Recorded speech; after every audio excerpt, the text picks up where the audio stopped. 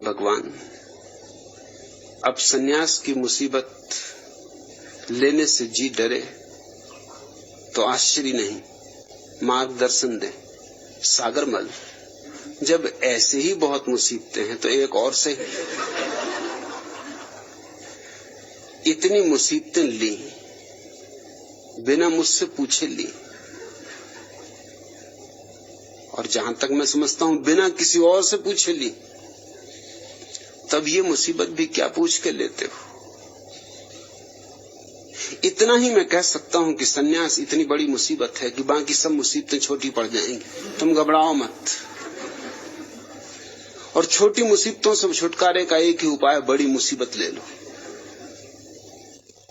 तो छोटी अपने आप भूल जाती, छोटी इतनी छोटी हो जाती।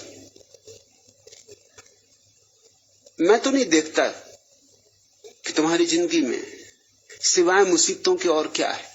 हालांकि छोटी छोटी मुसीबतें, क्योंकि तुम्हारे छोटे छोटी आकांक्षाएं, छोटी छोटी अभीप्साएं। सन्यास तो बड़ी मुसीबत है, क्योंकि बड़ी आकांक्षा है, बड़ी अभीप्सा है, परमात्मा को पाने की प्यास। इससे बड़ी तो कोई और मुसीबत नहीं हो सकती। एक बार मुल्ला नसरुद्दीन ट्रेन से सफर कर रहा था और उसने बगैर किसी कारण के अपने छोटे बच्चे की पिटाई कर दी। एक बार, दो बार, तीन बार। सामने बैठी हुई महिला से जब ये न देखा गया तो वो बोली कि देखो जी, अभी यदि तुमने एक भी चांटा इस बच्चे को मारा तो मैं तुम्हें मुसीबत में डाल दूंगी। मुल्ला ने उसे देखा और कहा, भाई तू कौन सी मुसीबत में मुझे डालेगी? अरे मैं पहले से ही इतना परेशान हूं। सुन, अभी पिछले माह ही मेरे पिता की टीबी से मृत्यु हो गई और हम लोग यहां दिल्ली से जा रहे, जहां मेरी सास मृत्यु शैया पे पड़ी। मैं खुद कैंसर का मरीज हूं। रेलवे प्लेटफॉर्म पर मेरी पत्नी मुझसे बिछुड़ गई। इस छोटे बच्चे ने खिड़की में अपनी उंगली कुचल ली। मंझले लड़के ने यात्रा की टिकटें चबा डाली और अभी अभी मुझे पता चला है कि हम लोग गलत ट्रेन में यात्रा कर रहे हैं। अब तू और कौन सी मुसीबत में डाल सकती? मैं डालूंगा भी तो तुम्हें और कौन सी मुसीबत में डालूंगा। गलत ट्रेन में बैठे हो, टिकट कब का मंझला बेटा चबा चुका है, पत्नी कहां बिछड़ गई पता नहीं, और डरे हुए हो कि कहीं मिल ना जाए।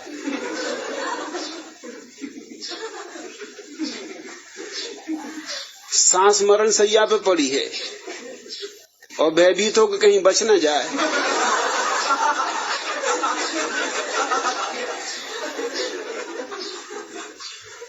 सन्यास तुम्हें क्या मुसीबत में डाल देगा? हाँ, थोड़ी जग हंसाई होगी, सो सबकी हुई, मीरा की हुई, कबीर की हुई, गुलाल की हुई।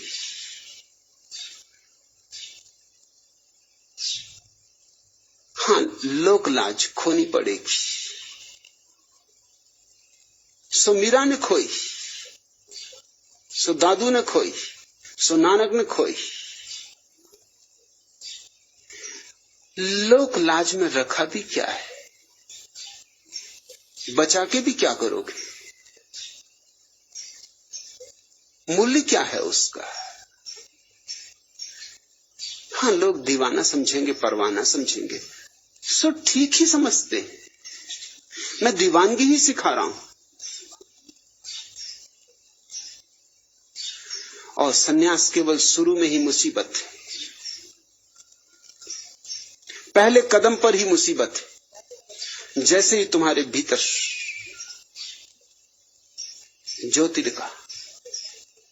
ज्योतिर्मय का आविर्भाव शुरू होता है, वैसे ही आनंद की वर्षा होने लगती है।